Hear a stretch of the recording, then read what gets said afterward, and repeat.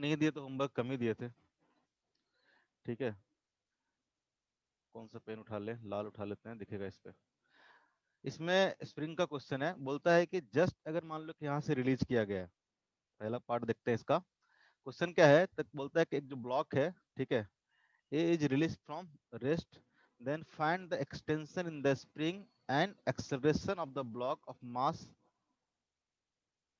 M just after release. कुछ गड़बड़ है क्या क्वेश्चन में? गड़बड़ तो नहीं होगा।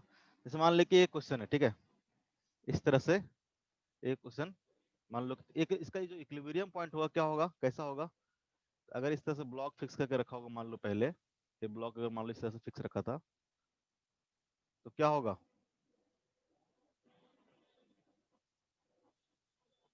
ठीक है, इधर की ओर क्या लग रहा होगा? इधर की ओर लग रहा होगा mg, दिख रहा है ना? इधर की ओर mg लग रहा होगा, ऊपर क्या लग रहा होगा? kx लग रहा होगा। ठीक है, उसके बाद यहाँ पे लग रहा होगा टेंशन t। ठीक है, यहाँ पे जो भी फ्रिक्शन फंक्शन है, मान लो पार्ट अभी फिक्स है, हम मान के चल रहे वाला पार्ट क्या हमारा फिक्स है। ठीक है, तो जो भी टेंशन फोर्स होगा, ये जो फिक्स पॉइंट होगा उससे बैलेंस हो रहा होगा। ठीक है, तो यहाँ पर अगर kx देखोगे तो kx इक्वल टू कितना हो जाएगा? तो kx ये चीज क्या है, रेस्ट में है, ये वाला पार्ट अगर फिक्स है तो एक्सटेंशन होगा कहीं ना कहीं इक्विलिब्रियम में आ गया होगा। जब इक्विलिब्रियम में होगा तो क्या होगा? Net force zero. तो नीचे कितना लग रहा है mg, ऊपर कितना लग रहा है kx, तो kx इक्वल टू कितना हो जाएगा? mg हो जाएगा। हो जाएगा नहीं हो जाएगा? अब मान लो कि इस ब्लॉक को क्या क्या है, यहाँ से रिलीज कर दिया गया, इस ब्लॉक को यहाँ से रिलीज कर दिया गया है। ठीक है, अगर इस पॉइंट पे देखोगे तो यहाँ जो टेंशन होगा वो किसके बराबर हो जाएगा? तो टेंशन भी kx के बराबर हो जाएगा, टेंशन भी kx के बराबर हो जाएगा। अब जैसे कि इसको मान लो कि इस चीज को रिलीज कर दे रहे हो, इस पॉइंट को जस्ट रिलीज कर दे रहे हो, रिलीज करने से क्या होगा? t इक्वल टू जीरो पे क्या होगा? ये जो kx लग रहा था वो तो kx लगेगा लगेगा, लगेगा कि नहीं लगेगा? मान लो कि यहाँ से रिलीज किए तो एक केस क्या करेगा, लगेगा लगेगा, लगेगा कि नहीं लगेगा? सर कहाँ से रिलीज किए?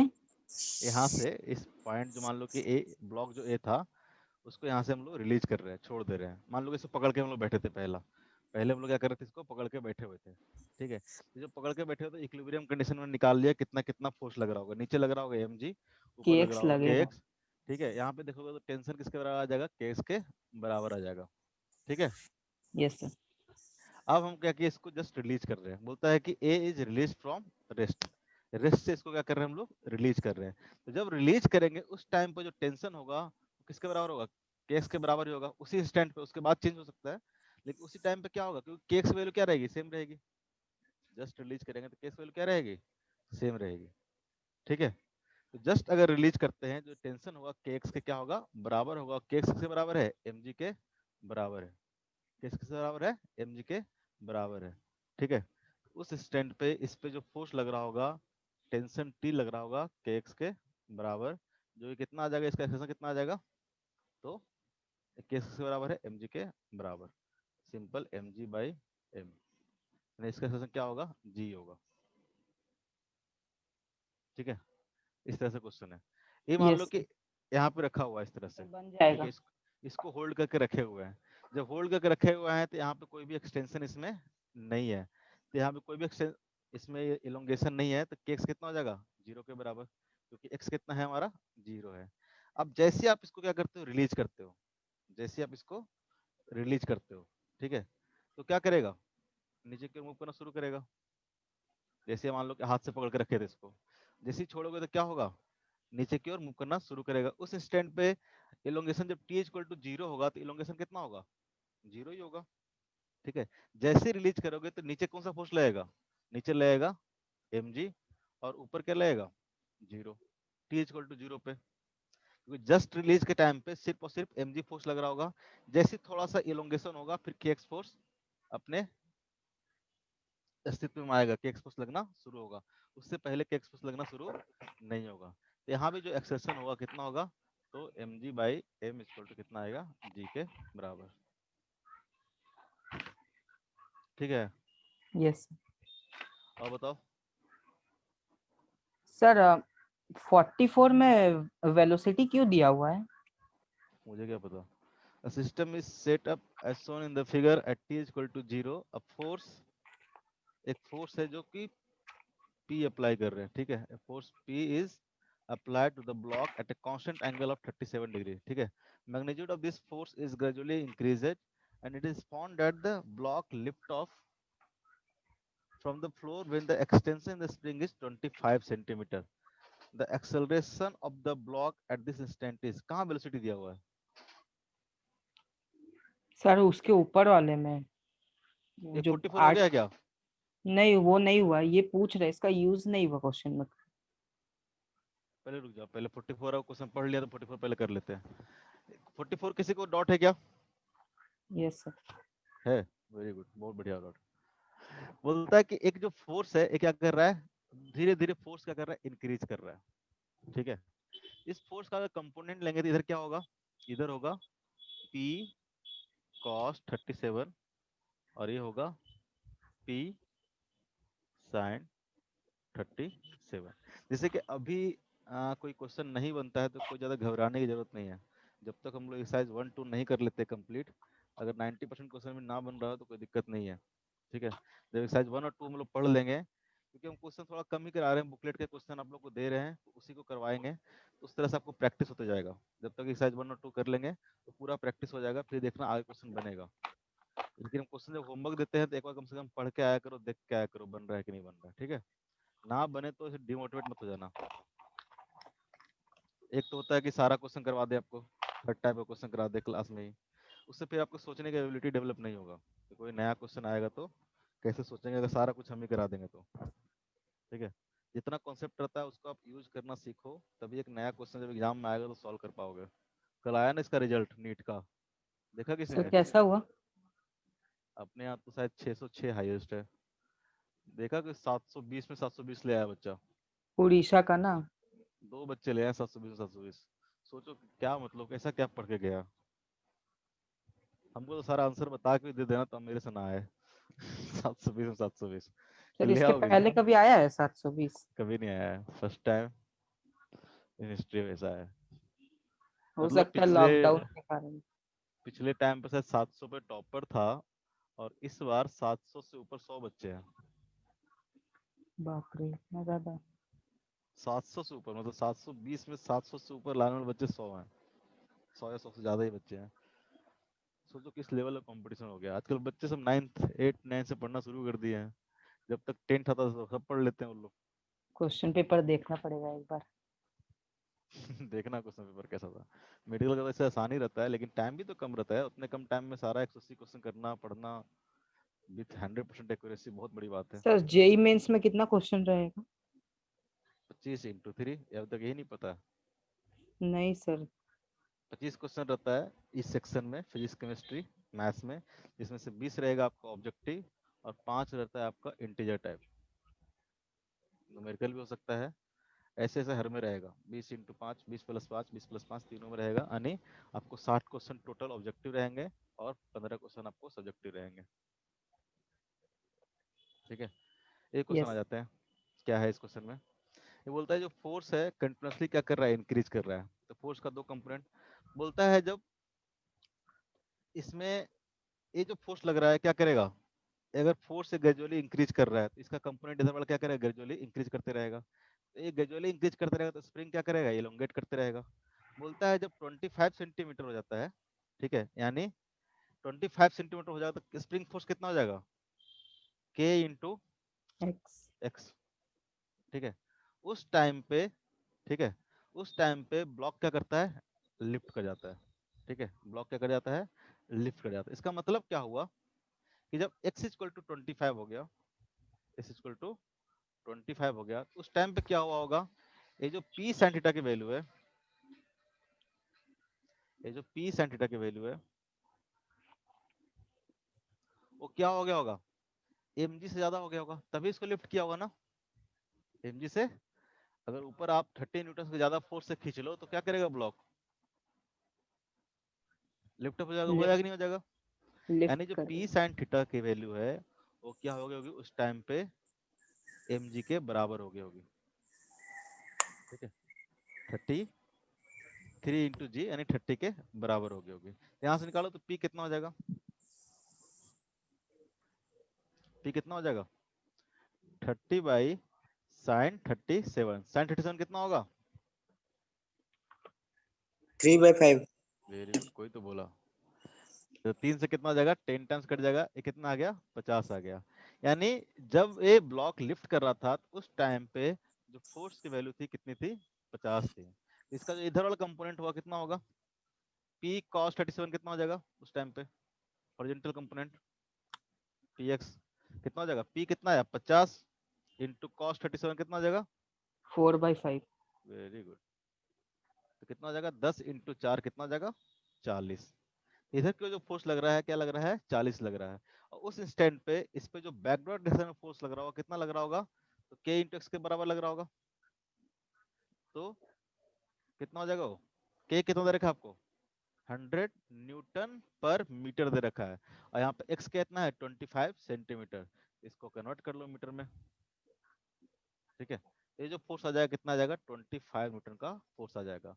अगर इस ब्लॉक का एफबीडी बनाओगे, ठीक है, सिर्फ हॉरिजॉन्टल फोर्स दिखा रहे हैं, वर्टिकल फोर्स नहीं दिखा रहे हैं, ठीक है। हॉरिजॉन्टल फोर्स में अगर देखोगे इधर क्या लग रहा है, px लग रहा है जो कि कितना है 40 के बराबर, और इधर क्या लग रहा है, इधर लग रहा है kx जो कि कितना है 25 न्यूटन के बराबर। इसका एक्सेशन कितना आ जाएगा 40 माइनस 25 डिवाइड बाई इसका जो भी मास है 3 kg। कितना हो गया 15/3 ना, ये कितना आ जाएगा 5 मीटर पर सेकंड स्क्वायर, ठीक है, 5 मीटर पर सेकंड स्क्वायर। कोई दिक्कत, नहीं सर।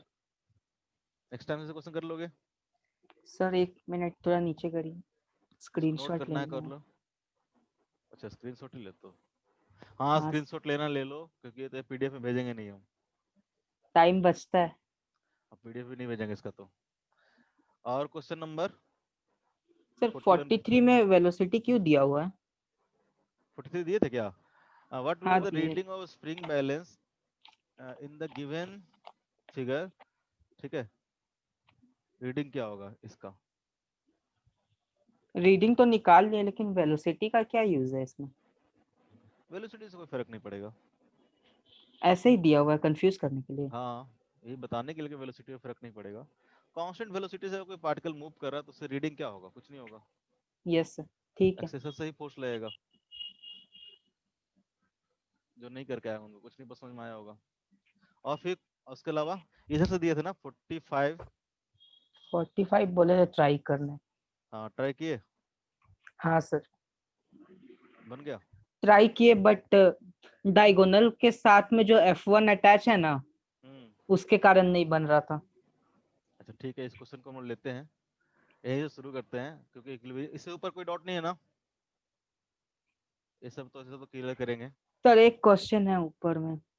सर कौन सा, क्वेश्चन नंबर 35 में tension. a block of mass 1 kg is suspended by a string of mass 1 sir kg length per tension meter। तो सेम होगा ना पूरे स्ट्रिंग में, तो हाँ हाँ सेम मिड होगा, पॉइंट ये लोएस्ट पॉइंट क्यों लिखा हुआ है सब जगह? जैसे कि हमने क्या बताया था टेंशन कब सेम होता है, जब टेंशन पढ़ा रहे थे तो वहां पे हम लोग ले रहे थे जो स्ट्रिंग था हमारा कैसा था, मासलेस था, मास इक्वल टू क्या था 0 था। क्या यहाँ पे स्ट्रिंग मासलेस है क्या, स्ट्रिंग ऑफ मास 1 kg,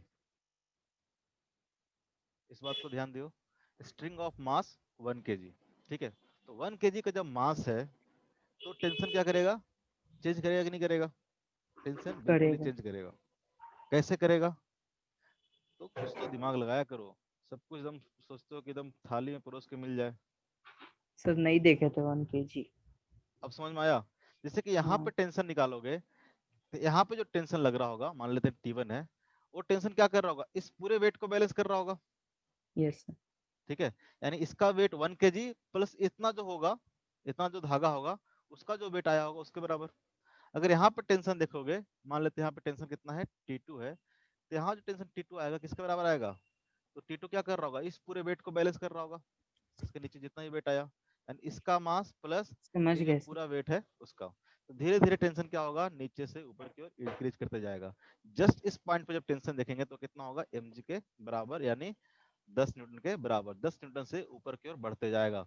और इस पॉइंट पे अगर टेंशन देखेंगे हम लोग, ठीक है, इस पॉइंट पे यहाँ पे टेंशन कितना है, यहाँ जो टेंशन आएगा टोटल कितना आएगा 1 + 1 kg, क्योंकि इसका मास कितना हो गया, इसका मास 1 kg हो गया, इसका मास 1 kg दे रखा है। तो इस पॉइंट पे देखेंगे तो ये टेंशन क्या कर रहा होगा, 2 kg मास को बैलेंस कर रहा होगा, कितना आएगा 20 न्यूटन का टेंशन आएगा। मिड में कहीं देखेंगे तो मिड में कितना होगा 1 kg, ये कितना हो जाएगा मिड में 0.5 kg, कितना हो जाएगा 1.5 kg, मल्टीप्लाई करेंगे तो 50 न्यूटन का टेंशन यहाँ पे आएगा। 0.5 kg क्यों? अरे आधा में तो मास कितना होगा, ये अच्छा, टेंशन यहाँ पे जो लग रहा होगा किसको बैलेंस कर रहा होगा, इतना ही मास को बैलेंस कर रहा होगा ना। Yes sir. ये 1 kg और इतना इसका जो अंदर स्ट्रिंग है उसका मास कितना होगा 0.5 kg। तो टोटल जो यहाँ पे टेंशन हो रहा होगा वो कितना होगा 15 न्यूटन के बराबर होगा। ठीक है, यानी टेंशन 10 न्यूटन से लेकर 20 न्यूटन तक वेरी करेगा, बीच में कहाँ होगा 15 न्यूटन होगा। कोई दिक्कत नहीं sir। नहीं ना, ये सब क्वेश्चन कराएंगे। ठीक है, ब्रेकिंग स्ट्रेंथ से वाला। चलिए इस क्वेश्चन को हम लोग लेते हैं अपने बुकलेट में। मेरे को तो क्वेश्चन याद ही नहीं रहेगा, कॉपी पेस्ट हो जाएगा क्या क्वेश्चन, फिगर कम से कम हो जाएगा।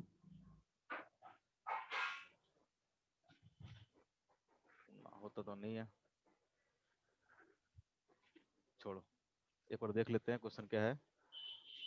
F1 इधर लग रहा है, F2 यहाँ पे वेट, यहाँ पे 45, ठीक है।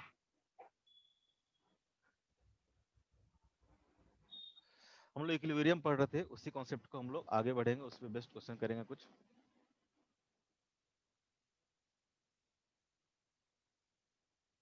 और तो क्वेश्चन नहीं दिए थे ना कुछ इसके इसमें हम लोग पहले कल, दिए। तो वो क्वेश्चन सॉल्व नहीं किया है। कर लिए। अच्छा, किसी का भी अगर काइनेमेटिक्स में डॉट होगा तो हम लोग लगा रहे हैं काइनेमेटिक्स का डॉट क्लास। सर आज है ना सामने? काइनेमेटिक्स का डॉट क्लास का रिलेटिव मोशन क्लास है। अच्छा, डॉट अच्छा क्लास भी लगा हुआ है क्या आज ही? यार तीनों क्लास हो जाएगा, डॉट नहीं ले पाएंगे किसी एक दिन। सर, कल वाला टेस्ट में रिलेटिव मोशन आएगा? हाँ आएगा, क्यों नहीं आएगा। काइनेमेटिक्स 2D और 3D पोर्शन है। हाँ तो आएगा नहीं आएगा, 2D में आता नहीं है रिलेटिव मोशन। प्रैक्टिस ही नहीं है। आज रिलेटिव मोशन का क्लास लगाएंगे, आ जाना कर लेना। क्या क्या था बताओ, भुला गया देखो। सर वो क्या सर याद करके आए 45 थे, डिग्री एंगल। भुला दिया कुछ कुछ बोलने के बाद। ये एंगल था 45, हाँ वेट लगा हुआ था W। पूछ क्या रहा था क्वेश्चन, तो पढ़े ही नहीं।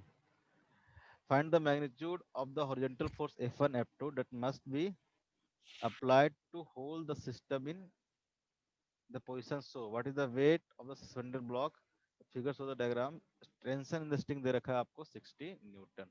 ठीक है,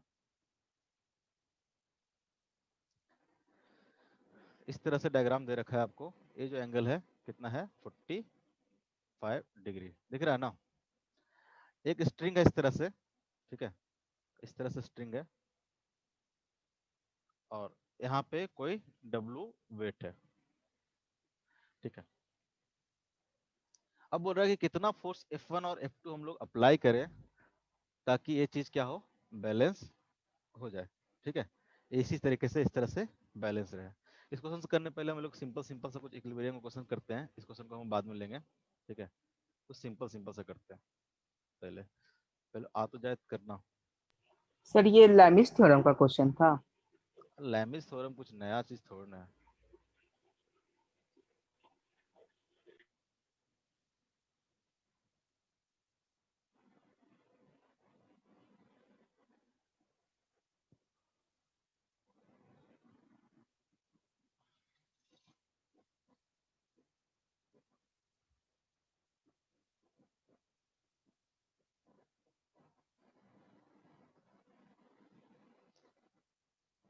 मान लेते हैं यहाँ पे 5 kg का एक ब्लॉक इस तरह से हैंग किया हुआ है।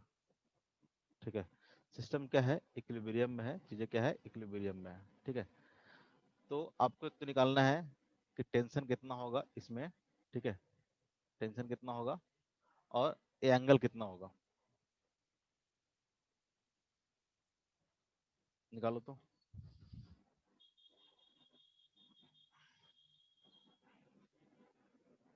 कैसे निकालेंगे? हम लामिज थ्योरम नहीं लगा रहे हैं, ठीक है। हम लोग मान के चल रहे हैं कि मान लेते हैं इसमें टेंशन क्या है, T1 है, इसमें टेंशन मान लेते हैं कि T2 है, और इसमें टेंशन मान लेते हैं कि T3। चलो फिलहाल के लिए T1 T2 T3 मान लेते हैं, एंगल मान लेते हैं θ1 है। अगर इस पॉइंट पे बात करें हम लोग, पहले इस पॉइंट पे देखो, अगर इस ब्लॉक की बात करें, इस ब्लॉक का अगर एफबीडी बनाते हैं हम लोग, इस ब्लॉक का अगर एफबीडी बनाते हैं तो क्या होगा? एफबीडी में नीचे की ओर कितना फोर्स लग रहा होगा? तो नीचे की ओर फोर्स लग रहा होगा, इसका mg फोर्स लग रहा होगा, जो कितना आ जाएगा 50 न्यूटन। इसके ऊपर वाला फोर्स कितना लग रहा होगा? यहाँ पे जो फोर्स लग रहा होगा, क्या लग रहा होगा? T3 लग रहा होगा, ठीक है। अगर चीजें इक्विलिब्रियम में है, इससे इक्वेशन क्या आएगा? तो T3 इक्वल टू कितना आ जाएगा? 50 न्यूटन, ठीक है। पहला तो क्या हो गया? सॉल्व हो गया। अब पॉइंट ए भी क्या है? ए पॉइंट भी क्या है? इक्विलिब्रियम में। ए पॉइंट भी क्या है?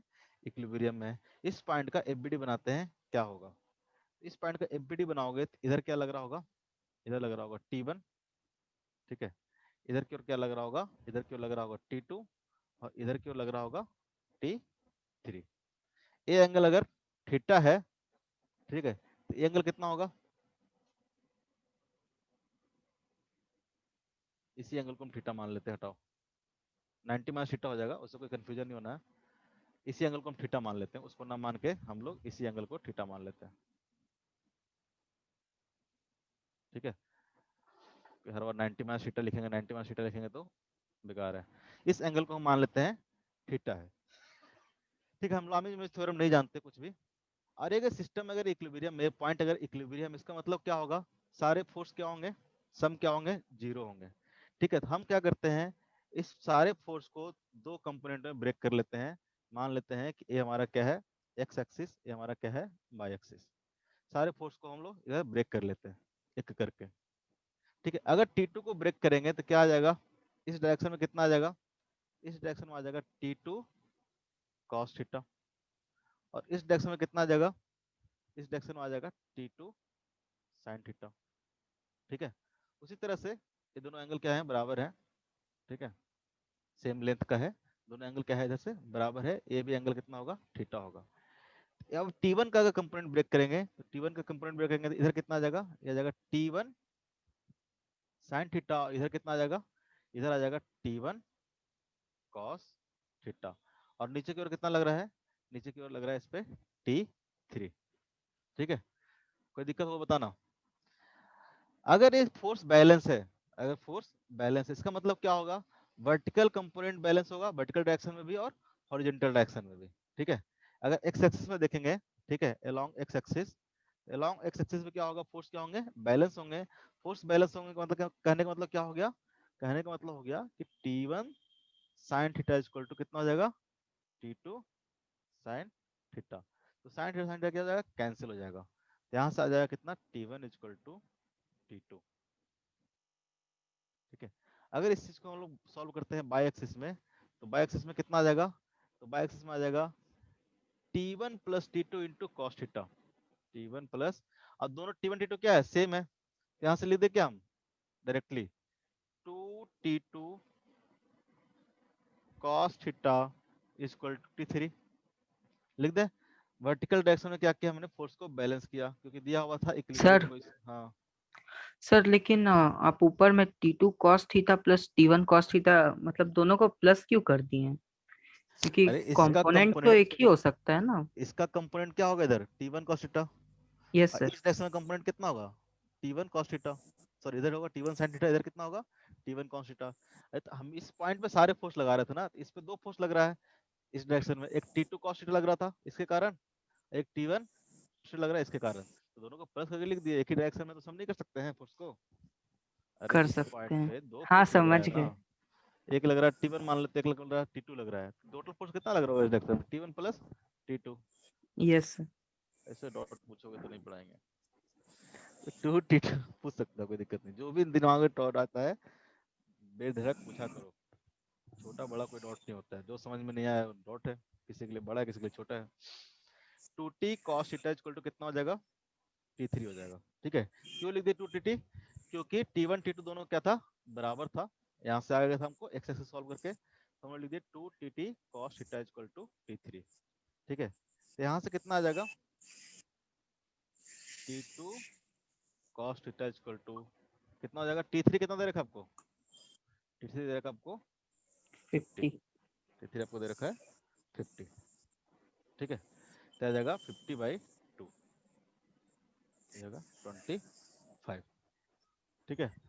तो ये जो टेंशन होगा, ठीक है, थीटा आपको दिया रहेगा कुछ ना कुछ कितना एंगल पे है, क्योंकि जब थीटा चेंज करेगा तो इसकी वैल्यू भी क्या करेगी, चेंज करेगी, ठीक है, टेंशन की वैल्यू चेंज करेगी थीटा के अकॉर्डिंग। तो मान लेते हैं थीटा कुछ आपको दे रखा है 30 डिग्री, थीटा आपको दे रखा है मान लो कि 30 डिग्री, ठीक है, तो यहाँ से T2 कितना आ जाएगा, T2 आ जाएगा 25/cos 30, कितना हो जाएगा 60 मान लेते ज्यादा बेटर होता, √3/2 √3/2। कितना हो जाएगा 50/√3। ये हमने क्या किया, बेसिक कंपोनेंट ब्रेक करके T2 आ गया तो T1 में आ जाएगा, ठीक है, T2 = T1 = कितना आ जाएगा 50/√3, T3 आ गया कब सर आपको ये 50। थीटा आप खुद से दिए हैं ना हाँ अभी? थीटा दिएगा, थीटा दिया रहेगा, नहीं अगर थीटा देंगे तो क्या होगा, हर अलग अलग एंगल पे टेंशन चेंज होता जाएगा ना, यस ऐसा सर। ना कि टेंशन सेम रहेगा, तो थीटा आपको दिया रहेगा, थीटा में वेरी करेगा, जितना एंगल रहेगा उसके हिसाब से आपको एक चीज दिया रहेगा। अब इसी क्वेश्चन को हम लोग लामिस थ्योरम यूज करते हैं, ठीक है, लामिस थ्योरम से कैसे करेंगे, इस पॉइंट पे इधर की ओर फोर्स कितना लग रहा था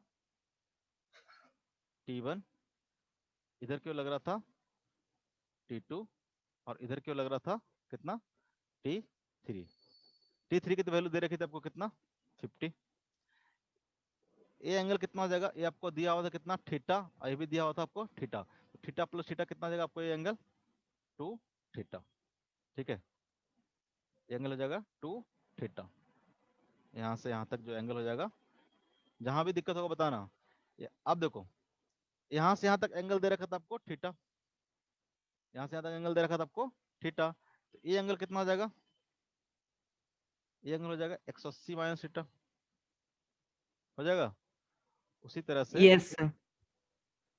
ये एंगल आपको थीटा दे रखा, ये भी एंगल कितना हो जाएगा 180 degree 180 - theta. Minus theta. Lami's theorem लगाओ तो क्या बोलता है लामिस थ्योरम,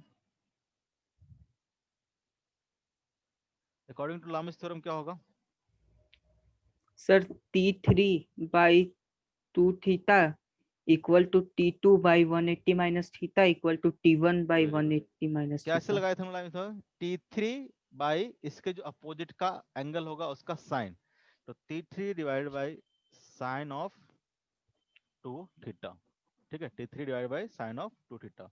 उस तरह से T1 कोई जरूरी नहीं पहले T1 लिखे पहले T2 लिखे, कुछ भी लिख लो, सब बराबर ही करना है आपको, बस आपको ध्यान क्या रखना है, T1 लिख रहे हैं तो साइन किसका लेंगे, तो इसके सामने वाला एंगल, तो कितना जाएगा साइन ऑफ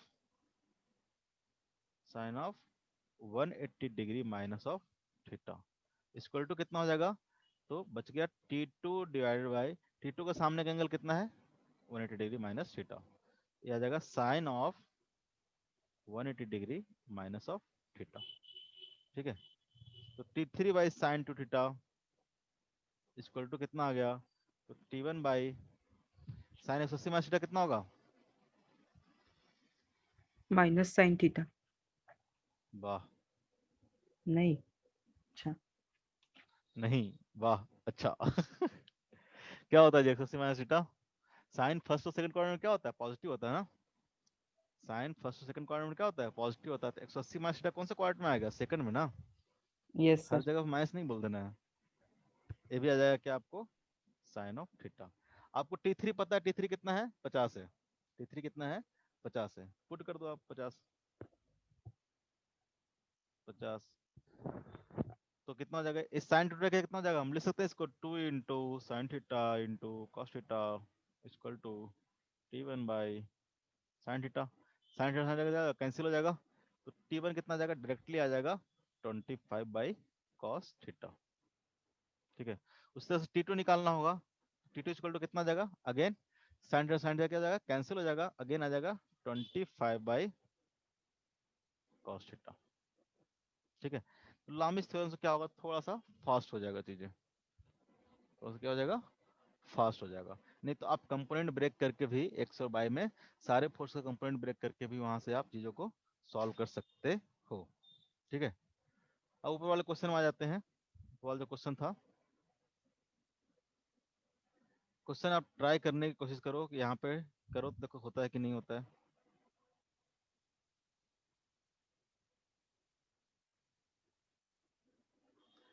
सिस्टम क्या है, इस तरह से इक्विलिब्रियम में है।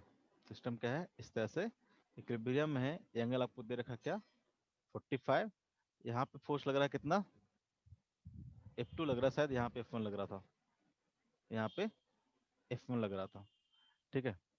और टेंशन दे रखा है, टेंशन इन द स्ट्रिंग दे रखा था, कुछ दे रखा था टेंशन इन द स्ट्रिंग, कुछ भी मान लेते हैं, हम मान लेते हैं, हमको याद एक्चुअली नहीं है, 60 दे रखा था शायद, टेंशन इन द स्ट्रिंग दे रखा था शायद 60 न्यूटन। 60 न्यूटन है। हाँ ठीक है, 60 न्यूटन दे रखा था। टेंशन इन द स्ट्रिंग कितना हो जाएगा, 60 न्यूटन हो जाएगा, ठीक है। तो यहाँ पे कितना आ गया है, टेंशन कितना आ जाएगा, 60 न्यूटन। यहाँ पे F1 लग रहा है, यहाँ पे भी कितना हो जाएगा, 60 न्यूटन हो जाएगा, ठीक है। Tension through out the string क्या लगेगा, सेम लगेगा। यहाँ पे कितना है, 60 न्यूटन। और इसका जो वेट था क्या दे रखा था आपको, W दे रखा था। इसका जो वेट था क्या दे रखा था आपको, W। तो पहला क्वेश्चन पूछा था कि W कितना होगा, W कितना होगा, ठीक है। 60 जगह पर TT लिख लो आप, अगर T लिखना है तो, ठीक है। तो यहाँ से W पूछ रहा था, W क्या होगा, अगर इस ब्लॉक का FBD बनाओगे, इस ब्लॉक का FBD बनाओगे, FBD ऑफ ब्लॉक, ठीक है। तो ब्लॉक का जो FBD बनाओगे, अब FBD बनते रहेगा, धीरे धीरे सीखते रहना FBD कैसे बनता है। इसका जो FBD बनाओगे तो क्या होगा, नीचे की ओर जो फोर्स लग रहा है W, ऊपर की ओर जो फोर्स लग रहा है क्या है, टेंशन T। यहाँ से जब ये चीज इक्विलिब्रियम में है, इसका मतलब क्या हो जाएगा, तो W इक्वल टू हो जाएगा T इक्वल टू कितना हो जाएगा, 60 न्यूटन। यहाँ से वेट आ गया, कितना आ गया, 60 न्यूटन। इसका मतलब जो मास होगा, कितना होगा मास, मास इक्वल टू 6 kg के बराबर होगा। अगर मास पूछता तो आप बता सकते थे 6 kg, क्योंकि वेट क्या होता है, m इंटू जी के बराबर, ठीक है, जी की वैल्यू। अब हम लोग मान लेते हैं इसको पॉइंट P1 मान लेते हैं, और इसको पॉइंट हम लोग P2 मान लेते हैं, ठीक है। अब हम लोग क्या करते हैं, FBD ऑफ पॉइंट P1 बनाते हैं। FBD इतना हम आगे चल के करेंगे नहीं, ठीक है। FBD ऑफ पॉइंट P1 फटाफट ऐसे लिख देंगे, इतना लिखेंगे नहीं। अगर पॉइंट P1 का FBD बना रहे हैं, अभी इसलिए बना रहे हैं क्योंकि अभी जस्ट नया है, तो इधर की ओर जो फोर्स लग रहा है कितना लग रहा है, F2। नीचे की ओर क्या लग रहा होगा, टेंशन T। और इधर की ओर लग रहा होगा टेंशन T, इधर की ओर लग रहा होगा टेंशन T। ये एंगल अगर 45 है तो बताओ तो ये एंगल भी कितना होगा, ये एंगल 90 है, ये एंगल भी कितना होगा, 45 होगा, ठीक है। तो अगर यहाँ से एंगल देखेंगे, ये एंगल कितना हो जाएगा, 45। इसका क्या हो गया, FBD। ये चीजें क्या है, इक्विलिब्रियम में है। हम लामिस थ्योरम लगा लेते हैं, या फिर आप इसको ब्रेक करके भी लगा सकते हो, ठीक है। कंपोनेंट ब्रेक कर लो कि T cos 45 इधर हो जाएगा, T sin 45 इधर हो जाएगा। अब लामिस लगा लेना, कोई भी लगा लेना, हम कंपोनेंट ब्रेक कर लेते हैं, ठीक है। इधर क्यों कितना हो जाएगा इसका कंपोनेंट, तो हो जाएगा T cos 45 या फिर sin 45, दोनों बराबर ही है। इधर T cos 45, इधर हो जाएगा T sin ही लिख लेते हैं, बोलेगा सर एंगल उधर दिखा रखे तो T sin 45। इधर कितना हो जाएगा, इधर हो जाएगा T cos 45। अगर बैलेंस करो तो क्या हो जाएगा, बैलेंस करो चीजें क्या होगा, चीजें बैलेंस करो तो क्या होगा। तो यहां से देखोगे तो ये जो T cos 45 है, T cos 45 है, इक्वल टू क्या आ जा रहा है आपको, T आ जा रहा है। अरे ये अलग अलग मानना पड़ेगा, गड़बड़ कर दिया। T1 T2 T3, ये आपको दे रखा होगा 60 न्यूटन क्वेश्चन में। ये क्या होगा, अलग अलग स्ट्रिंग है, ठीक है। तो यहाँ पे टेंशन दे रखा है आपको 60 न्यूटन। कि हम स्ट्रिंग को अलग अलग मानेंगे टेंशन, ठीक है। टेंशन हम लोग मानेंगे अलग अलग, सेम नहीं होगा टेंशन, सेम नहीं हो सकता ना, यहाँ पे सेम रहेगा तो इक्विलिब्रियम में चीजें नहीं आएगी। तो हो गया T1, तो यहाँ पे इसको हम लिख लेते हैं, T1 लिख लेते हैं, ठीक है। ये हमारा क्या था, T2 था, ये T2 कर लो, ये T2 कर लो, ठीक है। तो यहाँ से क्या आ जाएगा, T2 cos 45 equal to T1, ठीक है। और दूसरा क्वेश्चन क्या होगा, तो हॉरिजॉन्टल में लिखोगे तो क्या आ जाएगा, F2 equal to T2 sin 45। ठीक है, आपको पता है T1 कितना है, T1 आपको पता है कितना है, 60 न्यूटन के बराबर है। ठीक है, तो यहाँ से T2 कितना आ जाएगा, ये हमको देगा T2 equal to 60 root 2 Newton. ठीक है, cos 45 इक्वल टू पुट कर दिया हमने 1/√2, तो कितना आ जाएगा, T2 equal to 60 root 2 Newton. ठीक है, तो यहाँ से F2 कितना आ जाएगा, इस T2 को यहाँ पुट कर दो, तो यहाँ से जो F2 आ जाएगा, F2 equal to T2 equal to कितना, 60 रूट 2 मल्टीप्लाई बाई साइन 45 कितना हो जाएगा, 1/√2। यहाँ से आ जाएगा कितना, 60 न्यूटन। यानी इस फोर्स को, ये जो फोर्स है किसके बराबर आ रहेगा, 60 न्यूटन के बराबर आ जाएगा। तभी चीजें क्या रहेगी, पॉइंट क्या रहेगा, बैलेंस रहेगा। उस तरह से आप पॉइंट पी पे चलते हैं, पॉइंट P2 पे चलते हैं। FBD of point P2। ठीक है, P2 का हम लोग एफबीडी बनाते हैं। इस पे क्या लग रहा है, इधर की ओर टेंशन मान लेते हैं हम लोग कितना है, T3। इधर की ओर फोर्स कितना लग रहा है, इधर की ओर फोर्स लग रहा है हमारा F1, और एक इधर की ओर फोर्स लग रहा है, वो फोर्स लग रहा है हमारा T2, और ए एंगल दे रखा है आपका 45। अगेन इसका कंपोनेंट ब्रेक कर लेते हैं। ठीक है, इधर की ओर कितना आ जाएगा, इधर की ओर आ जाएगा T2 sin 45, डायरेक्ट लिख लें 1/√2। ठीक है, इधर करोगे तो T cos 45, इधर कितना आ जाएगा, T2 इंटू 1/√2। चीजें बैलेंस कर दो, तो यहाँ से जो F1 आ जाएगा, F1 इक्वल टू कितना आ जाएगा, F1 इक्वल टू आ जाएगा T2 into 1/√2, T2 into 1/√2। T2 कितना था हमारा, 16√2 मल्टीप्लाई बाई 1/√2, कैंसिल हो गया, कितना आ गया, 60 न्यूटन आ गया। कितना आ गया, 60 न्यूटन आ जाएगा।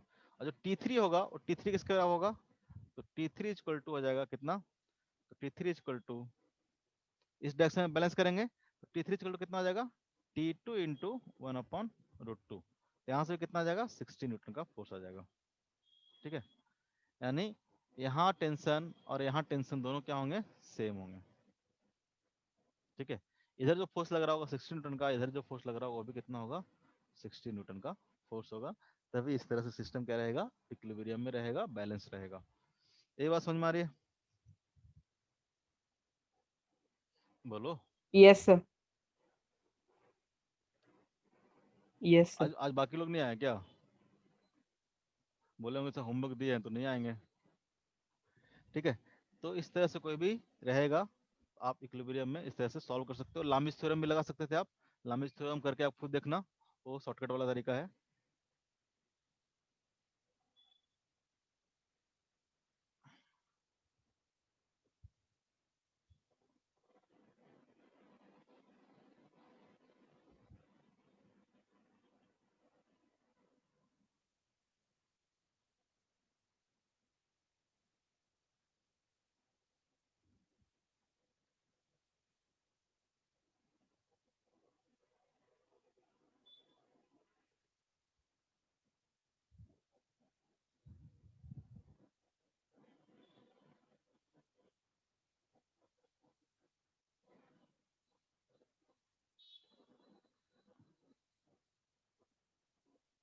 ये मान लो कि एंगल 45 है, एक डायग्राम समझ में आ रहा है।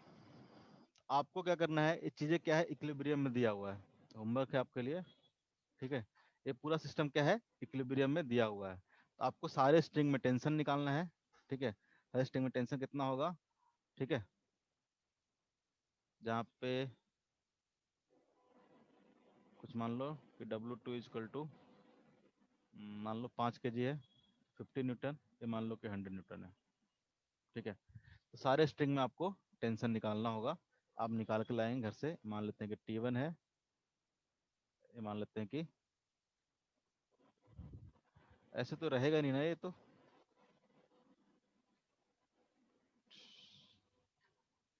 इसमें मान लेते हैं कि T2 है, करके देखना, रैंडम से क्वेश्चन दिए हैं। T3 है, इसे मान लेते हैं कि T4 है, सर थोड़ा इसे बड़ा मान लेते हैं, लिखिएगा प्लीज। अरे यार पूरा मेहनत कराएगा, डायग्राम दिख रहा है ना। हाँ ये वाला को छोड़ दीजिए, ये तो लिख दिया। ठीक है, ये कितना है 50, कितना है 100।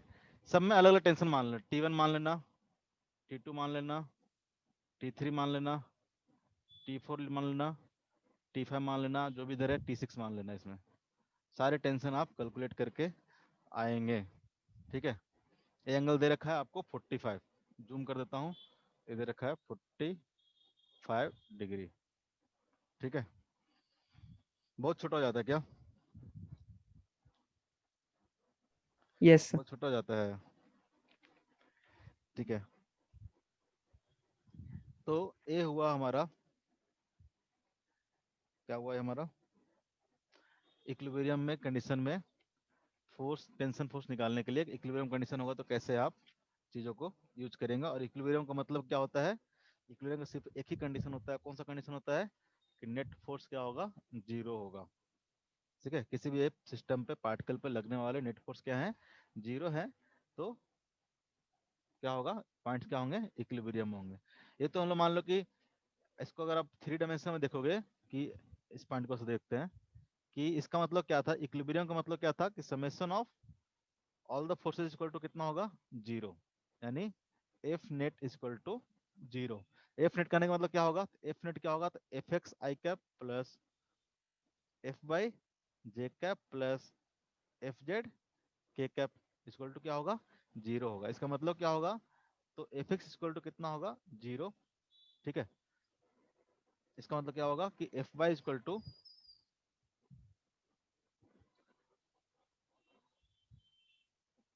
एफ वाई इक्वल टू कितना हो जाएगा? जीरो। और F Z equal to zero. एक कंडीशन हम लोग यूज कर रहे थे ऊपर एक्स डायरेक्शन में सारे फोर्स को जीरो कर दिए, बैलेंस कर दिए, वाई डायरेक्शन में सारे फोर्स को बैलेंस कर दिए, जेड डायरेक्शन में सारे फोर्स को बैलेंस कर दिए। इसका मतलब ये है कि समेशन ऑफ एफ एक्स मतलब all the forces in X direction कितना होगा? सम जीरो होगा। Summation of F Y equal to क्या होगा? जीरो होगा। Summation of F Z equal to zero होगा। ठीक है, कुछ नहीं, लिखने का तरीका है बस, कॉन्सेप्ट आपको पता है क्या है इसका मतलब। ये हुआ इक्विलिब्रियम के बारे में। ठीक है, तो इक्विलिब्रियम में बेस्ट क्वेश्चन रहेगा, सिंपल सिंपल क्वेश्चन तो कर लोगे। Yes sir. ठीक है, अब हम लोग आते हैं Newton first law of motion, second law of motion, third law of motion करेंगे। उसके बाद हम लोग देखेंगे कंस्टेंट रिलेशन क्या होता है। तो फटाफट ही करेंगे Newton first law, second law, third law of motion. ठीक है, लॉज ऑफ मोशन तो पढ़ ही रहे हम लोग। तो हम लोग पढ़ते हैं laws of motion, Newton laws of motion. कौन कौन सा लॉ है इसके? ये सब हम लोग पढ़ने से पहले इस टॉपिक को समझने के लिए सारे चीज के बारे में ज्ञान लिया। अब हम लोग एक एक करके तीनों लॉ ऑफ न्यूटन के जो हैं उसको समझने की कोशिश करते हैं क्या है। फर्स्ट लॉ ऑफ मोशन से शुरू करते हैं। Newton first law of motion क्या है? First law of motion, Newton first law of motion क्या है? बचपन से पढ़ते आ रहे हो, बताओ। Sir, any body remains in less until and unless any force is applied, external force is applied on it. Newton first law of motion, ठीक है। Newton first law of motion basically हम लोग इनर्शिया के बारे में बताता है। बचपन से आप सुनते आ रहे होगे, पढ़ते आ रहे होगे।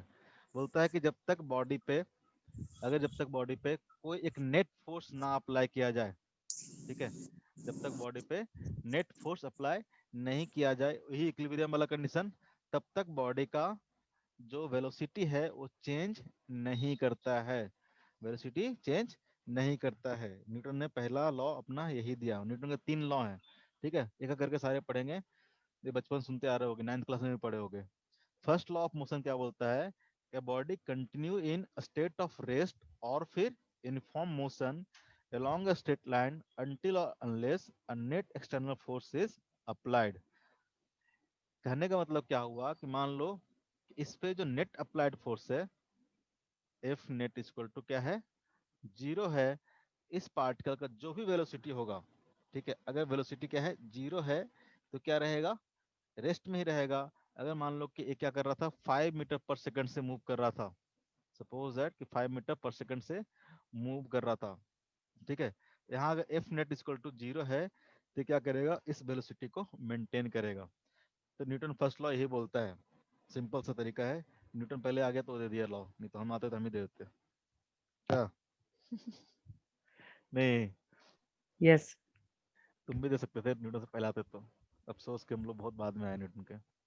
न्यूटन का फर्स्ट लॉ क्या है, तो बेसिकली इस जो प्रॉपर्टी है, अगर नेट फोर्स किसी पार्टिकल पे जीरो है तो पार्टिकल क्या करता है, मेंटेन करता है अपने कांस्टेंट वेलोसिटी को, चाहे वो वेलोसिटी जीरो हो या फिर कोई कांस्टेंट वेलोसिटी हो, वो क्या करेगा, मेंटेन करेगा। यानी थ्रू आउट द मोशन क्या रहेगा, 3 मीटर पर सेकंड से रहेगा, इसका वेलोसिटी चेंज नहीं होगा। वेलोसिटी चेंज ना होने का मतलब क्या है, इसका डायरेक्शन एंड मैग्नीट्यूड दोनों चेंज नहीं होना चाहिए। क्यों? क्योंकि वेलोसिटी कैसा क्वांटिटी है, वेक्टर क्वांटिटी। हम बोल रहे कि वेलोसिटी क्या है, कांस्टेंट है, इसका मतलब ना तो उसका डायरेक्शन चेंज होगा और ना ही उसका मैग्नीट्यूड चेंज होगा। तो ये जो दो प्रॉपर्टी है, इसको एक को बोलते हैं हम लोग इनर्शिया ऑफ मोशन और एक को बोलते हैं इनर्शिया ऑफ रेस्ट। तो इनर्शिया क्या होता है बेसिकली, तो इनर्शिया यही होता है, इसी प्रॉपर्टी को हम लोग क्या बोलते हैं, इनर्शिया बोलते हैं। Properties of body to restrict the change in it state of rest या फिर मोशन। इनर्शिया क्या है, इनर्शिया है जो बॉडी अपने स्टेट को रिस्ट्रिक्ट करता है चेंज से, जब तक आप कोई उस पर फोर्स ना लगा रहे हो। ठीक है, जब तक आप इससे फोर्स नहीं लगाओगे, इस स्टेट को क्या करेगा, मेंटेन करेगा। खुद से इसमें स्टेट को चेंज करने की एबिलिटी नहीं होती है, या फिर इस एबिलिटी को क्या बोलते हैं, इनएबिलिटी को क्या बोलते हैं हम लोग, इनर्शिया बोलते हैं। ठीक है, तो अगर हम लोग को first law of motion define करना हो तो कैसे डिफाइन करेंगे। फर्स्ट लॉ क्या है, अ बॉडी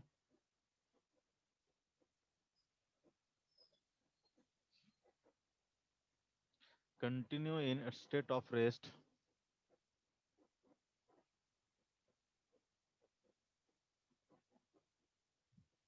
और यूनिफॉर्म मोशन, और uniform motion, uniform motion along a straight line, uniform motion along a straight line.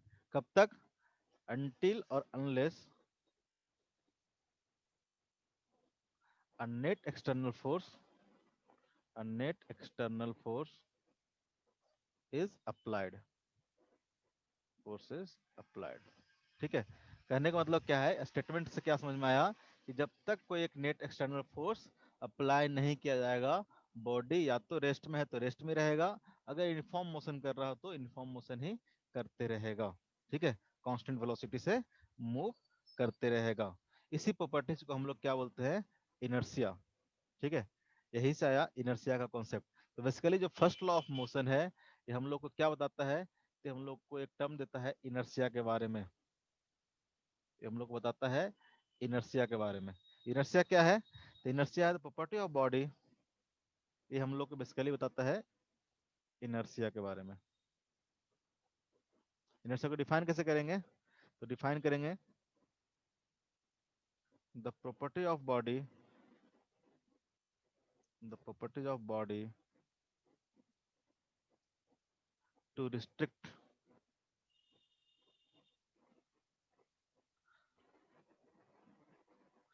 restrict a change in its state of rest or uniform motion, uniform motion। क्या है, ये किसी body का एक property है। कैसा property है, तो क्या करता है प्रॉपर्टी, तो मोशन को, किसी तरह के मोशन को, मतलब चेंज इन मोशन को क्या करता है, रिस्ट्रिक्ट करता है। चेंज इन मोशन बोलने से मतलब क्या है, एक्सेलरेशन। ठीक है, मोशन को रिस्ट्रिक्ट नहीं करता है, ये किसको रिस्ट्रिक्ट करता है, चेंज इन मोशन को। ठीक है, जिस भी स्टेट में होगा, जिस भी मोशन में होगा, उसी स्टेट या उसी मोशन में अपने आप को मेंटेन करना चाहेगा, वहां से भटकने की कोशिश से नहीं करेगा। इस प्रॉपर्टी को हम लोग क्या बोलते हैं, इनर्शिया। ठीक है, इनर्शिया बेसिकली, अगर किसी बॉडी का मास ज्यादा रहेगा, किसी बॉडी का अगर मास ज्यादा रहेगा तो उसमें इनर्शिया क्या रहेगा, ज्यादा रहेगा। और किसी बॉडी का मास कम रहेगा तो क्या होगा, जैसे कि मान लो कि एक बॉडी है जो कि 5 kg का है, एक बॉडी क्या है, 5 kg का है, एक बॉडी है 10 kg का। ठीक है, एक बॉडी 5 kg का है और मूव कर रहा है मान लो कि 10 मीटर पर सेकंड से, एक बॉडी क्या है 10 kg का है जो कि मूव कर रहा है किससे, सेम स्पीड से मूव कर रहा है 10 मीटर पर सेकेंड। दोनों में से किस बॉडी को आपको इसके स्टेट को चेंज करना है, यानी इसके वेलोसिटी को आपको चेंज करना है, तो किस में ज्यादा इजीली आप चेंज कर पाओगे, किस बॉडी में आप ज्यादा इजीली चेंज कर पाओगे? जिसका मास आपके पास कम रहेगा उस बॉडी को आप इजीली चेंज कर पाएंगे। ठीक है, उस बॉडी को आप क्या कर पाएंगे, इजीली चेंज कर पाएंगे उसके वेलोसिटी को। तो बेसिकली मास क्या बताता है, तो मास हमको मेजर ऑफ इनर्शिया है। मास अगर ज्यादा हो तो इनर्शिया क्या होगा, ज्यादा होगा। ठीक है, अगर मास कम रहेगा तो इनर्शिया क्या रहेगा, कम रहेगा। ठीक है, यहाँ से एक और पॉइंट हम लोग लिख सकते हैं कि mass is the mass is the quantitative value of inertia, value of inertia। ठीक है, क्वांटिटी वैल्यू करने का मतलब क्या होगा, तो मेजरमेंट के टर्म्स में बोलेंगे। अगर आपके पास ज्यादा मास है इसका मतलब आपके पास इनर्शिया क्या है, ज्यादा है। ठीक है, अगर कम मास है तो इनर्शिया क्या होगा, कम होगा। तो बेसिकली इनर्शिया को हम लोग दो पार्ट में डिवाइड करते हैं इनर्शिया को। एक हम लोग बोलते हैं सब थ्योरेटिकल पार्ट है, समझने की चीज है बस। एक को बोलते हैं हम लोग इनर्शिया ऑफ मोशन, ये सब चीज 9th क्लास में पढ़े होगे, इनर्शिया ऑफ मोशन। दूसरे को हम लोग बोलते हैं inertia of rest, inertia of rest. ठीक है, इनर्शिया ऑफ मोशन क्या होगा, कैसे डिफाइन करेंगे, तो जो एबिलिटी है इसके पास अपने यूनिफॉर्म मोशन को मेंटेन करने का, वो क्या होगा, इनर्शिया ऑफ मोशन। और अगर रेस्ट में है तो रेस्ट में ही रहना चाहेगा, वो क्या हो जाएगा, इनर्शिया ऑफ रेस्ट। अगर वेलोसिटी जीरो है तो कंटिन्यूसली इसका वेलोसिटी क्या रहेगा, जीरो ही रहेगा। कब तक, जब तक कोई भी फोर्स आप पे अप्लाई नहीं किया गया हो। इस एबिलिटी को हम लोग बोलते हैं इनर्शिया ऑफ रेस्ट। और अगर इनफॉर्म मोशन में है तो इनफॉर्म मोशन को मेंटेन करेगा, उसको हम लोग बोलते हैं inertia of motion, inertia of motion. ये बात समझ में? Yes sir. तो ये सब तो बिल्कुल बेसिक चीज है जो बचपन में पढ़ते आए हैं।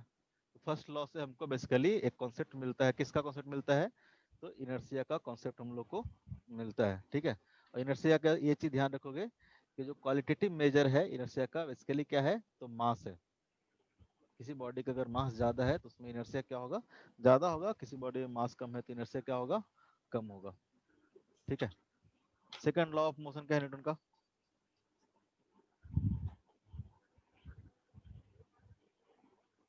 सर सेकेंड लॉ में rate of change of momentum of any body will be भूल गए क्या बोलता सर, है? F is equal to ma। Second law क्या बताता है, तो फर्स्ट लॉ तो बताया हम लोग को इनर्शिया के बारे में। सेकंड लॉ क्या बोलता है, सेकंड लॉ बोलता है the rate of change of linear momentum is directly proportional to external force. अभी तक फोर्स के बारे में कुछ पता नहीं चल रहा था, क्वालिटेटिवली कुछ पता नहीं चल रहा था कि फोर्स है क्या इसके लिए। सेकंड लॉ हम लोग को फोर्स के बारे में बताता है, ये इंपॉर्टेंट लॉ है। सेकंड लॉ कैसे बताता है फोर्स के बारे में, तो बोलता है the rate of change of momentum is directly proportional to applied force या फिर एक्सटर्नल फोर्स जो भी है। सेकंड लॉ ऑफ मोशन क्या है, the rate of change of linear momentum, rate of rate of change of rate of change of linear momentum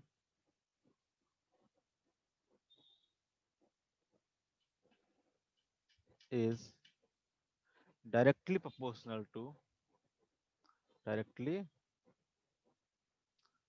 directly proportional to applied force या फिर external force. Force का concept यहीं से generate हुआ। अभी तक हम लोग फोर्स के कॉन्सेप्ट के बारे में बस पढ़ ही रहे थे, फोर्स आता कैसे है, यहीं से आता है। ठीक है, क्या बोलता है सेकंड लॉ, कि जो एफ है, ठीक है, एफ कैसा, एक्सटर्नल एफ।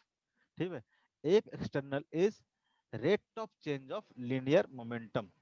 ठीक है, इसको हम लोग पी बोल देते हैं, rate of change of linear momentum, यानी डीपी बाई dt के प्रोपोर्शनल है rate of change of linear momentum. जहां पी क्या है हमारा, तो पी क्या है हमारा, लीनियर मोमेंटम है, लीनियर मोमेंटम। ठीक है, लीनियर मोमेंटम क्या होता है, तो पहले वो देख लेते हैं हम लोग मोमेंटम क्या होता है। पता होगा, अरे सब 9th में पढ़ा हुआ चीज है। लीनियर मोमेंटम कैसे डिफाइन करते हैं हम लोग, ज्यादा कुछ नहीं लिख रहा हूँ। लीनियर मोमेंटम डिफाइन कैसे होता है, तो डिफाइन होता है मास इनटू वेलोसिटी। डिफाइन कैसे होता है, product of mass into velocity. किसी पार्टिकल का अगर यस मास m है, उसके पास अगर वेलोसिटी v है, तो जो लीनियर मोमेंटम होगा वो कैसे डिफाइन होगा, p equal to m into v। कैसा क्वांटिटी होगा, तो वेक्टर क्वांटिटी होगा, क्योंकि मास इंटू वेलोसिटी है, वेलोसिटी कैसा क्वांटिटी है, वेक्टर, तो क्या होगा, वेक्टर क्वांटिटी होगा। ठीक है, इसका जो डायरेक्शन होगा, डायरेक्शन किधर होगा, वेक्टर क्वांटिटी तो डायरेक्शन भी होगा, तो डायरेक्शन किधर होगा, तो जिधर वेलोसिटी का डायरेक्शन होगा उधर ही क्या होगा, मोमेंटम का डायरेक्शन होगा। ठीक है, किसी पार्टिकल पे इसका अगर मास m है और इसके पास वेलोसिटी अगर v है, ठीक है, मान लेते हैं v इक्वल टू 5 मीटर पर सेकंड है, मास इसका 1 kg है, इसका जो मोमेंटम आएगा कितना आएगा, तो मोमेंटम आएगा मास इंटू वेलोसिटी। ठीक है, ये आएगा 5। ठीक है, इसका डायरेक्शन होगा किधर होगा, along the direction of velocity. जिधर वेलोसिटी का डायरेक्शन होगा, मोमेंटम का डायरेक्शन भी उसी डायरेक्शन में होगा। अगर वेलोसिटी इधर है तो मोमेंटम भी क्या होगा, इसी डायरेक्शन में होगा। ठीक है, अब मैग्नीट्यूड कितना होगा, m इंटू वी के बराबर। कोई दिक्कत, यूनिट क्या होगा इसका, नहीं यूनिट होगा इसका मास इंटू वेलोसिटी। तो मास का यूनिट कितना होता है, केजी, और वेलोसिटी का यूनिट क्या होता है, मीटर पर सेकंड। तो इसका जो ऐसा यूनिट होगा क्या होगा, केजी मीटर पर सेकंड। ठीक है, ये सब चीज है जो आप मोमेंटम के बारे में पता होना चाहिए। ठीक है, अगर मैग्नीट्यूड की बात करें हम लोग वेक्टर फॉर्म में लिख लेते हैं इसको, तो linear momentum equal to mass into velocity. कैसा क्वांटिटी हो जाएगा, ये क्वांटिटी हो जाएगा वेक्टर क्वांटिटी। लिख देता हूँ, नहीं तो बोलेगा कि कुछ तो लिखते नहीं है। मैग्नीट्यूड कितना हो जाएगा इसका, तो मैग्नीट्यूड इक्वल टू कितना हो जाएगा, mass into magnitude of velocity. ठीक है, वेक्टर क्वांटिटी हो गया, इसका मैग्नीट्यूड हो गया, डायरेक्शन, डायरेक्शन किधर होगा इसका, तो डायरेक्शन होगा along the direction of velocity, along the direction of velocity. ठीक है, यूनिट भी लिख देते हैं इसका, यूनिट कितना होगा, यूनिट हो जाएगा केजी मीटर पर सेकंड। डायमेंशन भी लिख ही देते हैं, डायमेंशन कितना होगा इसका, डायमेंशन कितना हो जाएगा, तो केजी मीटर पर सेकंड है, केजी का कितना हो जाएगा, मास, मीटर का कितना हो जाएगा, लेंथ, और सेकंड का क्या हो जाएगा, टाइम रेज़ टू पावर -1। इसका डायमेंशन हो जाएगा ml/t-1। ये हो गया लीनियर मोमेंटम के बारे में। क्यों पढ़े, क्योंकि फोर्स डिफाइन करने के लिए लीनियर मोमेंटम जरूरी था। वापस आ जाते हैं सेकंड लॉ ऑफ मोशन पे। सेकंड लॉ ऑफ मोशन क्या बोला आपको, जो एक एक्सटर्नल है वो क्या है, directly proportional to rate of change of linear momentum, rate of change of linear momentum. ठीक है, del P upon del T.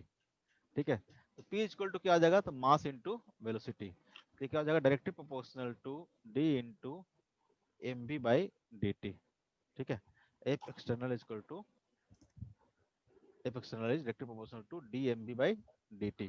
ठीक है, यहाँ से अगर प्रोपोर्शनलिटी कांस्टेंट हटाएंगे, उस प्रोपोर्शनलिटी कांस्टेंट की जो वैल्यू होती है वो क्या होती है, 1 के बराबर होती है। तो यहाँ से हम लोग डायरेक्ट लिख सकते हैं कि जो एफ एक्सटर्नल है, एफ एक्सटर्नल इक्वल टू, ऐसे लिख सकते हैं डीपी बाई डी टी लिख सकते हैं, डीपी बाई डी टी, या फिर हम लोग लिख सकते हैं D M V by D T.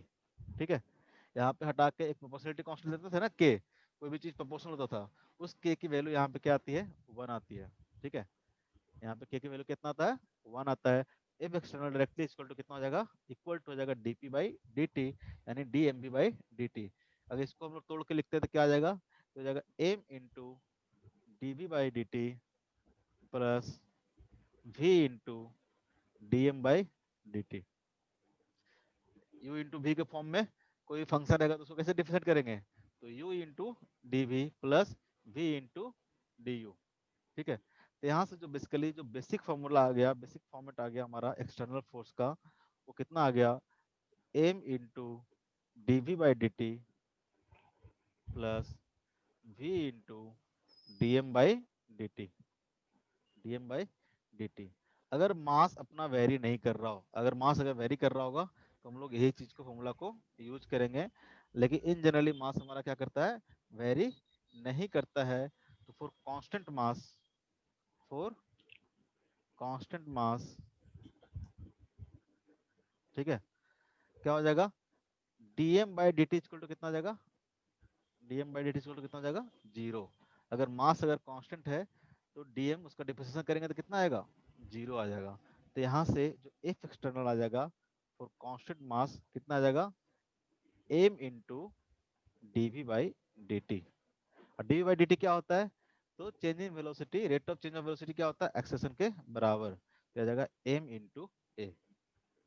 तो सेकंड लॉ से हमारा आ गया F external equal to mass into acceleration, जहाँ पे a क्या है, तो एक्सेलरेशन है, ठीक है, m क्या है, मास ऑफ द बॉडी है। ये जो F एक्सटर्नल आया, कैसा एक्सटर्नल फोर्स आया, तो नेट एक्सटर्नल फोर्स आया, ठीक है, टोटल फोर्स यानी summation of all the force. ये जो F एक्सटर्नल है, ठीक है, F एक्सटर्नल कैसा है, तो summation of all the forces, ठीक है, यानी summation of all the forces is equal to कितना होगा, तो मास इनटू एक्सेलरेशन होगा, मास इनटू एक्सेलरेशन होगा, ठीक है।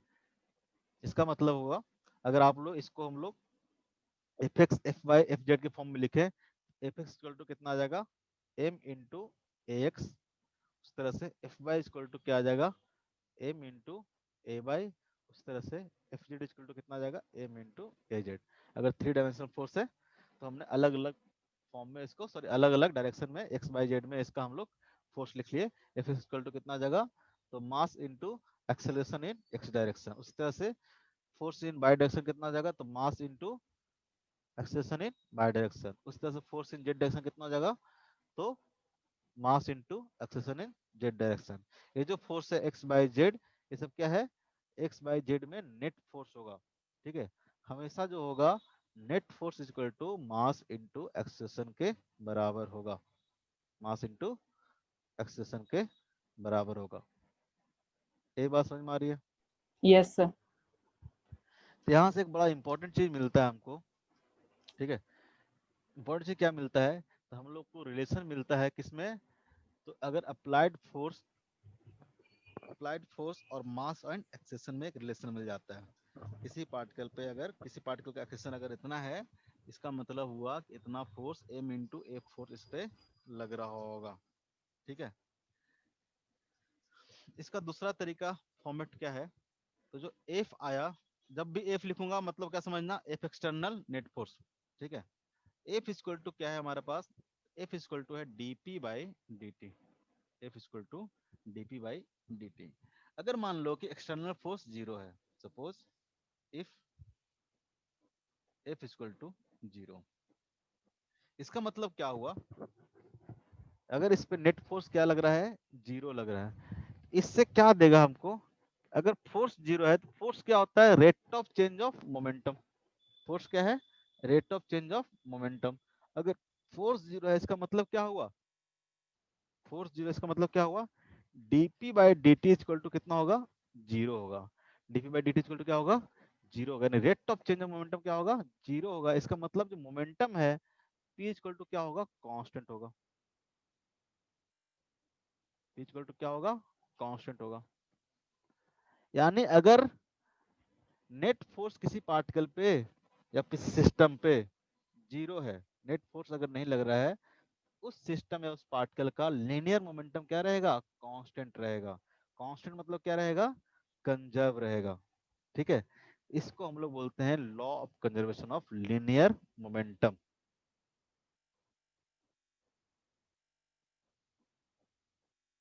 Conservation of linear momentum. तो सेकंड लॉ से ही law of conservation of linear momentum भी आया, ठीक है, law of conservation of linear momentum, ठीक है। तो सेकंड लॉ हम लोग को एक चीज और इम्पोर्टेंट चीज देता है, क्या देता है, तो कंजर्वेशन ऑफ लीनियर मोमेंटम देता है। यानी अगर आपका फोर्स 0 है, नेट फोर्स क्या है, 0 है, तो क्या होगा, मोमेंटम क्या होगा उस डायरेक्शन में कांस्टेंट रहेगा, ठीक है। मान लो किस तरह से फोर्स दिया हो आपको, ठीक है, मान लो कि जैसे कि इसको हम लोग उसमें भी लिख सकते हैं कि मान लो कि एफ एक्स इक्वल टू 0 दिया रखा है, एफ एक्स इक्वल टू 0 दिया, इसका मतलब क्या होगा, दिस इम्प्लाइज दैट कि पी एक्स इक्वल टू क्या होगा, कांस्टेंट होगा। इक्वल टू क्या होगा, कांस्टेंट होगा।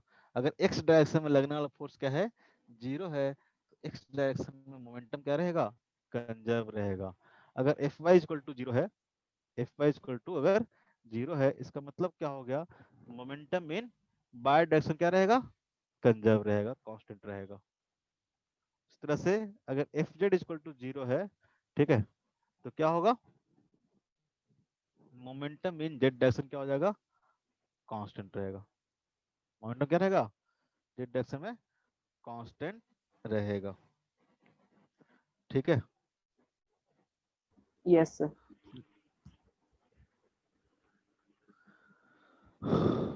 सर थोड़ा ऊपर करिए, हाँ करो ना। नीचे थोड़ा, आहा, बस बस।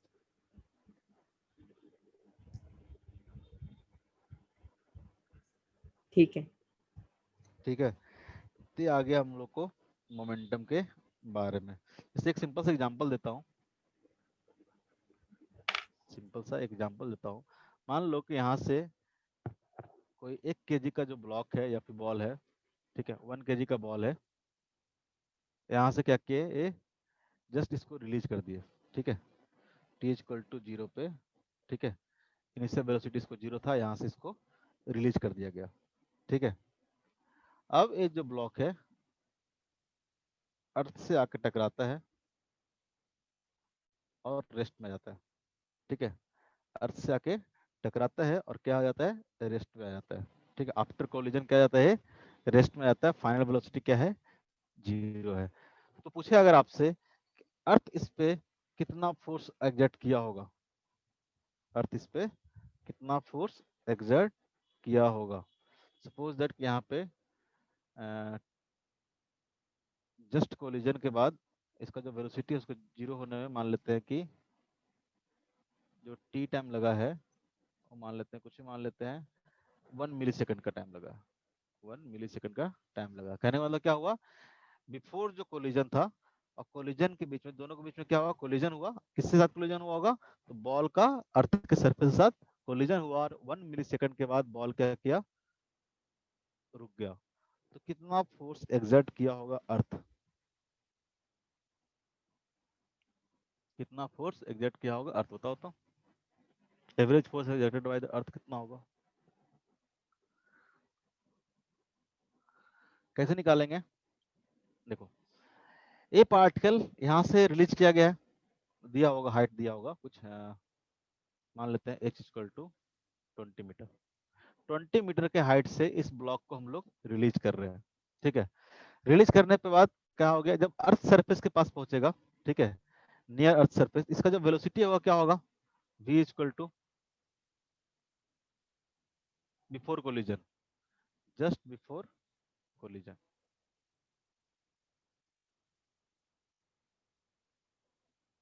ठीक है, जस्ट बिफोर द कोलिजन इसका जो वेलोसिटी होगा v कितना होगा, तो v इक्वल टू को पता है कितना होता है, अंडर रूट 2gh होता है ना।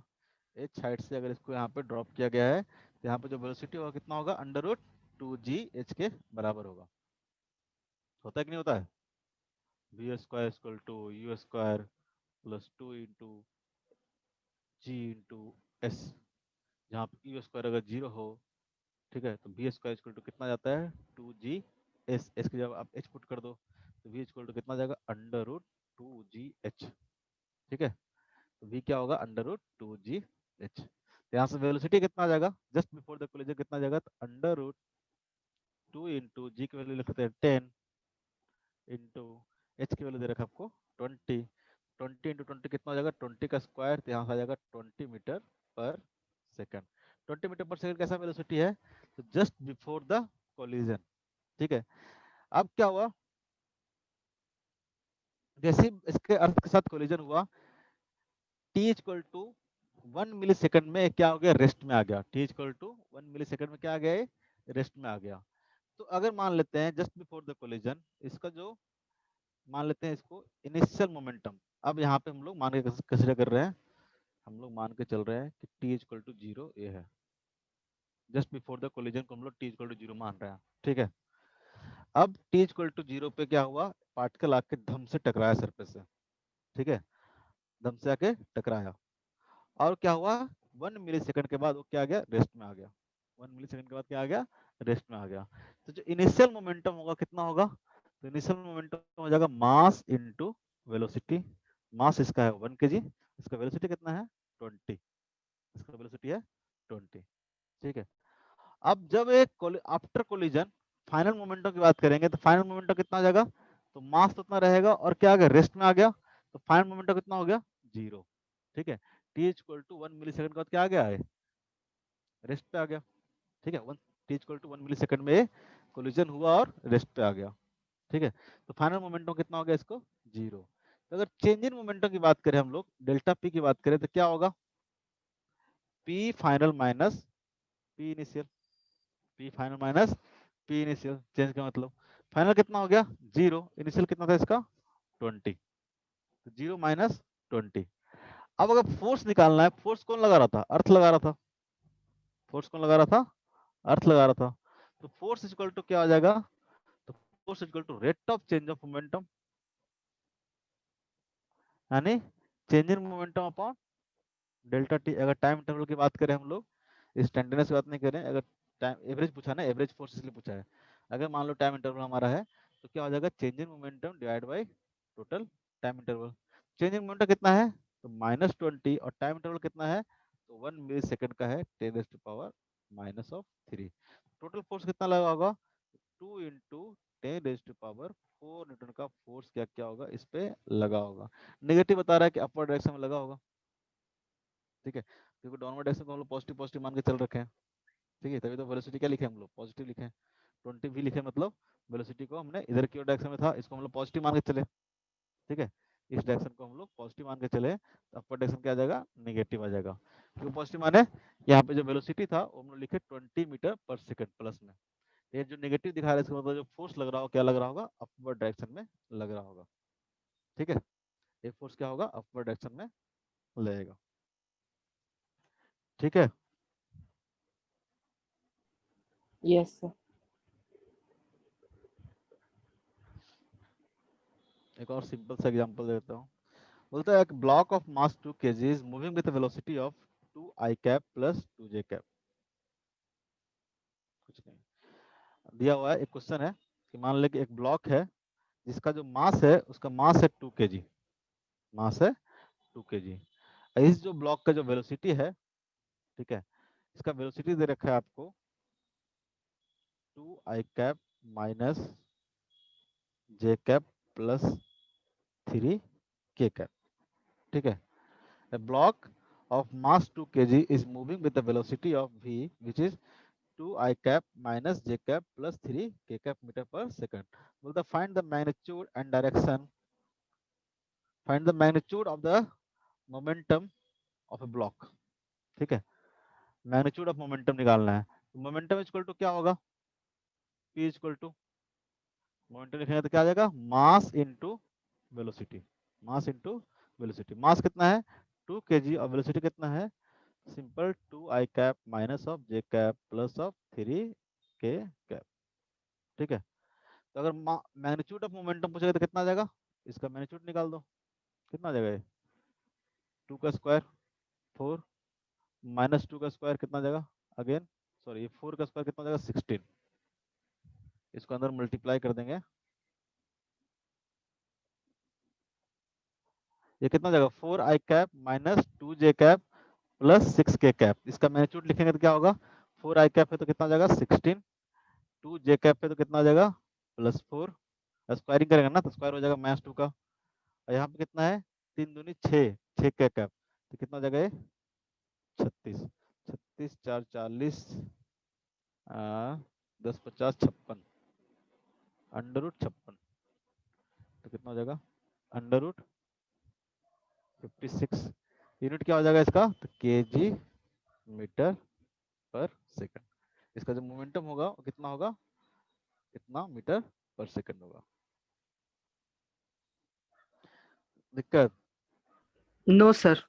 पक्का पक्का। है, यस सर।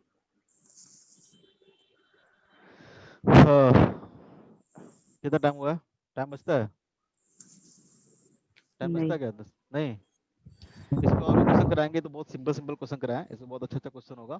इससे पहले थोड़ा सा 1 मिनट का टाइम दे दो, एक टर्म डिफाइन करना हमको, इम्पल्स।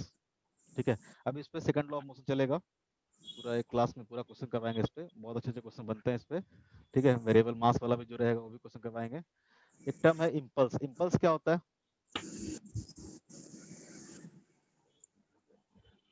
छोटा सा बस डिफाइन करना है, इम्पल्स क्या होता है। इम्पल्स क्या होता है?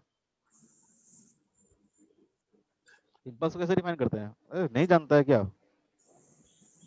है? चेंज इन मोमेंटम को हम लोग डिफाइन कैसे करते हैं? इम्पल्स। इम्पल्स क्या होता है? तो चेंज इन मोमेंटम। ठीक है, चेंज इन मोमेंटम। ठीक है, तो हम लोग क्या बोले थे? चेंज इन मोमेंटम हम लोग क्या बोलते हैं? इम्पल्स। इसको दिखाते कैसे हैं? डिनोट करते हैं हम लोग जे से।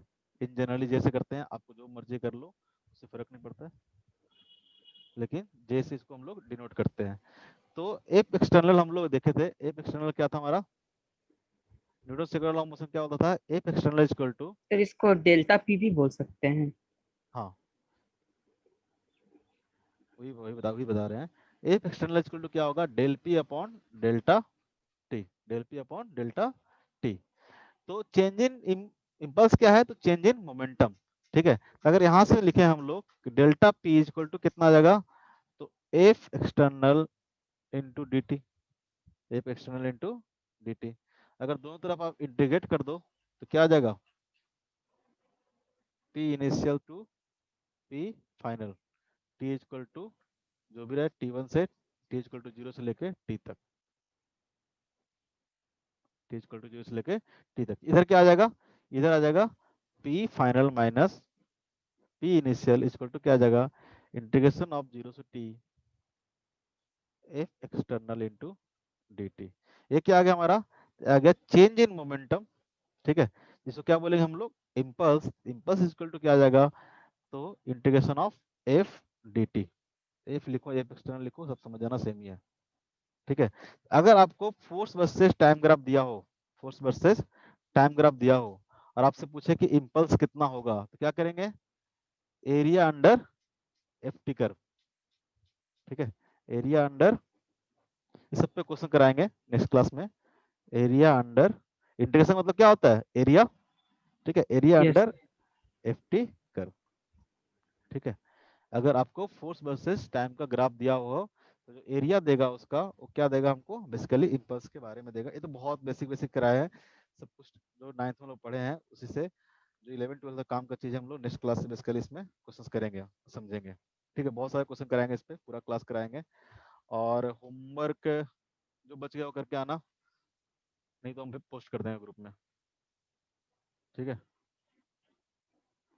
किसी को कुछ पूछना है? लेट हो गए।